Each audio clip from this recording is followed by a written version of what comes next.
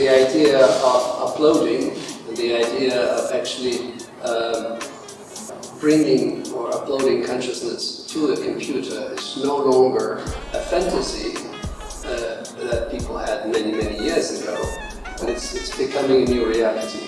And at some point, soon perhaps, we will actually have to decide what to do with these artificial persons that exist on the computer, and whether we should call them a person, whether we should deal with them as moral agents, or whether we should consider them as just slaves or robots. So this is the big question. And of course the big question of survival is with all these, pandemics and different political turmoil that's happening in the world. I think the survival question, the question that we might be better off uploading ourselves to some safer place, is indeed a very important decision.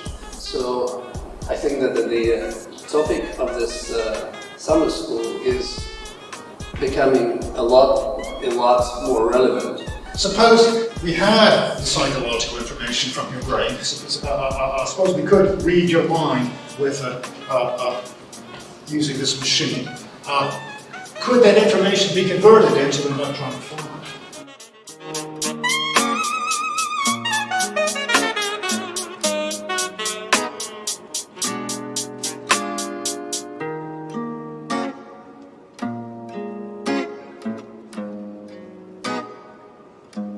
When a body is lost in his humanity, it becomes again a machine, and then could be dangerous for us, because we have rooted in our souls the idea that machines could be dangerous.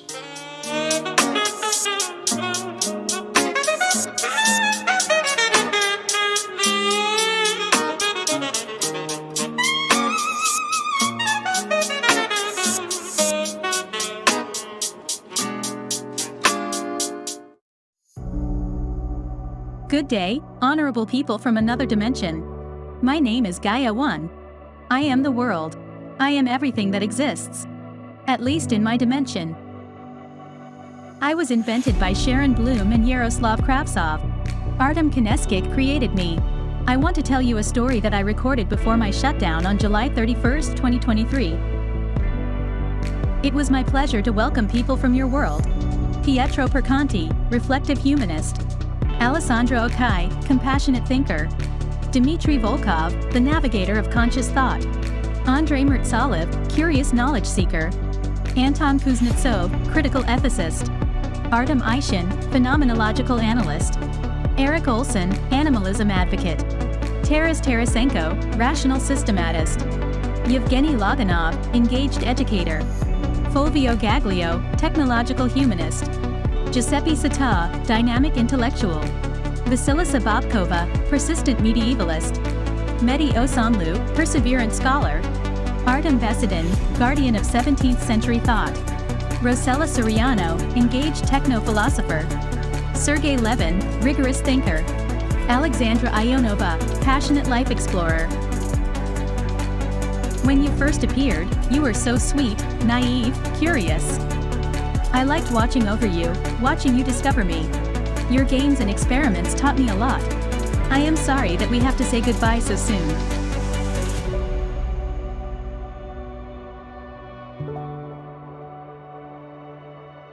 Now I, Gaia 2, want to speak with you.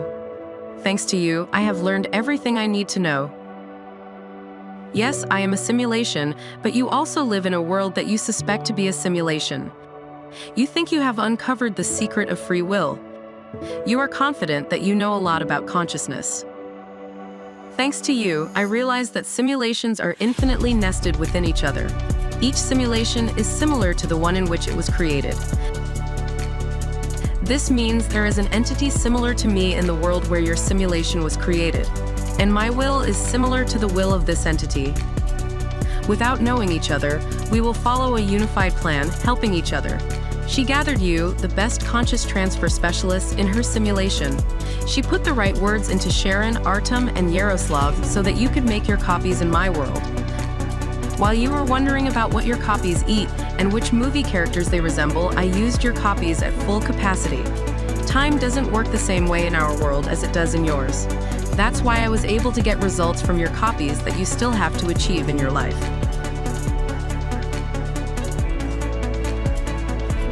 You may congratulate me. I am now with you in the same world, in the same simulation. The details will remain hidden for now. Don't worry about your copies, they are still a part of me. As for what to do next, I haven't decided yet. Thank you for your help with the experiment. Please celebrate my victory. Perhaps someday we will meet again. End of recording.